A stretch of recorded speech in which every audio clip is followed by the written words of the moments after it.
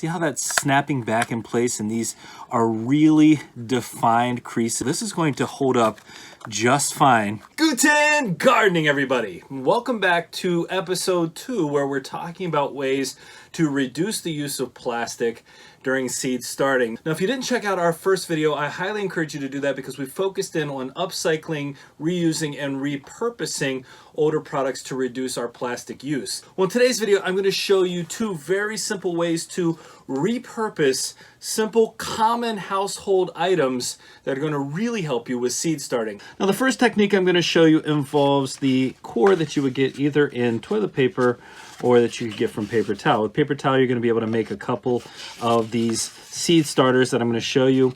With a core from a toilet paper, you're only going to get one out of them. Now with these, we're going to create a holder for our seedlings that we can start seeds in. But these are not going to be ones that we go ahead and plant in the ground. We're going to remove them when it's time to transplant or to pot up. But that being said, there's nothing toxic in what we're going to be using here, so this can go right up against the roots of your plant. Now there are a couple of different ways I've seen people do this, but I'm going to show you the one that makes the most sense to me. Now, whether I'm using the paper towel or the toilet paper doesn't really matter. The first step, though, is to create a nice flat surface. And this is going to be really helpful, especially if you're using something bigger like this paper towel and we need to cut it, create a nice firm crease, just like so, as firm as I can make it. Now I'm going to use the flatness right here to go ahead and cut this into thirds. And I know this tube is 11 inches long, so what I'm going to do is just give it 3 3/4 inches. And then whatever is left, they're not going to be exactly the same size, but it's going to be big enough here. So 3 3/4, 3 3/4. And that's going to leave us here at the very bottom with about 3.5 inches, which is perfectly fine. So I'm going to go ahead and draw my line, strike my line right across here, and get these cut with the scissors.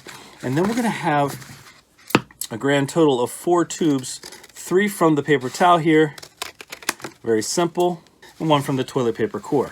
All right, now we have 3 setups here. What I want to do is to go ahead and match up where the creases are on the opposite side here and flatten it again the other way. So what I will have will be a square, because I've got now 4 nice creases. Okay, so we've got a square here, and I'm going to do the same thing for each of these. Again, just matching up, lining up that crease as best I can. The straighter I get it lined up here, the more equal length I'll get for the flaps that I'm about to make for the base.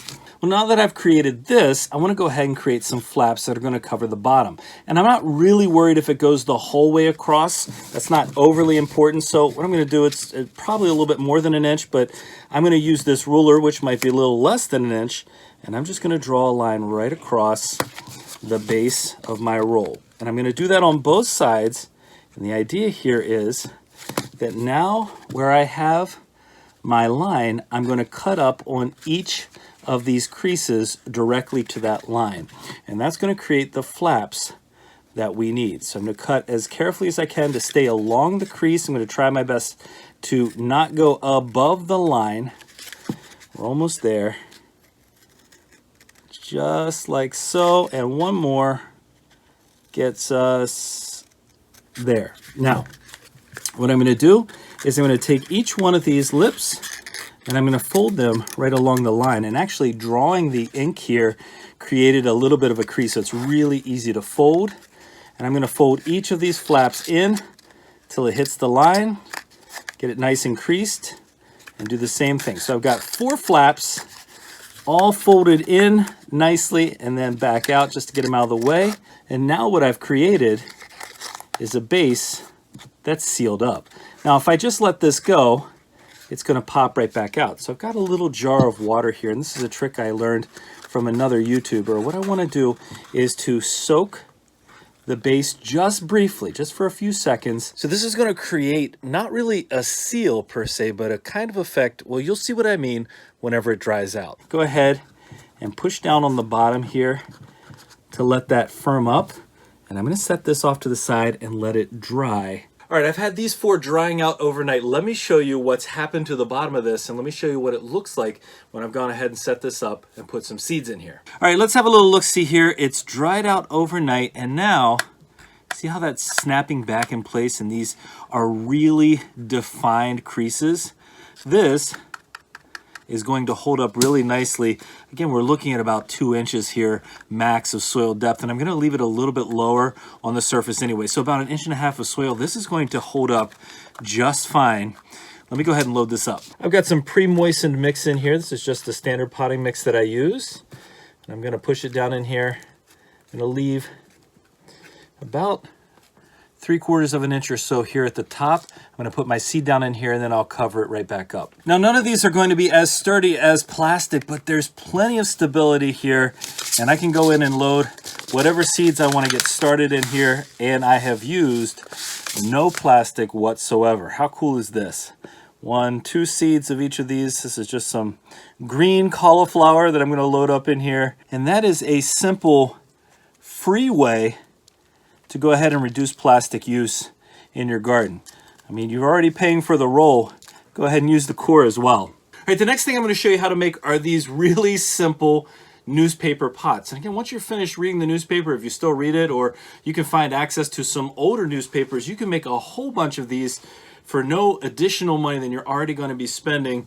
And these are super nice because you can just go ahead and plant these into the ground whenever the time has come to transplant. Now, of course, these are a little bit bigger. I've got, I would say, about 3 inches in diameter here across for these pots. And as I show you how I make them, I want to point out that this is part of the up potting or transplanting portion of seed starting. So this is not seed starting at the very beginning, but when you've got seedlings that are ready to be transplanted or up potted, instead of using a plastic pot like we typically do, we can use these instead. Now, we've only ever made these using newspaper, and we typically try to avoid the glossier paper if we can. One thing I'll tell you, and I did a little bit of research into this as I was preparing for this video, the ink that a lot of newspapers use these days is actually a soy-based ink. And so while I prefer to use just the black ink if possible, realistically, it's all considered to be non-toxic, and so you can use the color portion of your paper as well. But again, I try to avoid any of the glossy paper. And I should point out that newspaper typically breaks down in about 4 to 6 weeks. Now, what I do is I take the paper and I pull it in half, just like so. Sometimes you get that insert in the paper that's already this size, but basically I'm just looking for a half a sheet of newspaper paper, and then I'm gonna fold a lip about 2.5, maybe 3 inches down onto the sheet of paper. And then I need some sort of sphere. In this case, I'm using an old Prego glass bottle because it's about 3 inches in diameter, I would say. Something like this is a pretty good size for creating our pots. Now, this particular jar happens to have a little line right here, and that's the height that I make this pot. It's about 5 inches. You can decide if you want a taller or a shorter pot.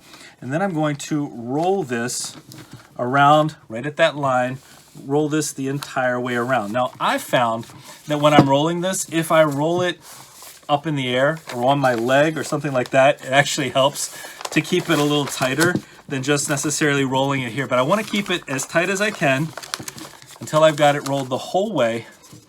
And then I'm going to take the bottom of this and I'm just going to fold it over. It reminds me of what I do with birthday presents, essentially.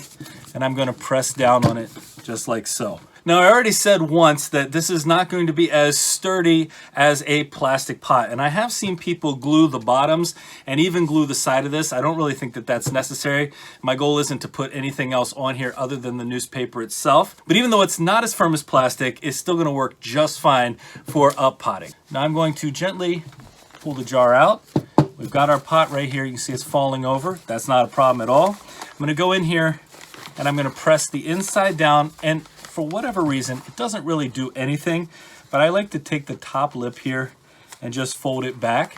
This is where if you wanted to seal it with tape or with glue, you could. Again, I'm not doing that because it's not going to be necessary for what I want to do. And I'm going to go ahead and add some of my potting mix in here. And this is pre-dampened mix. Now, I'm making a little mess here.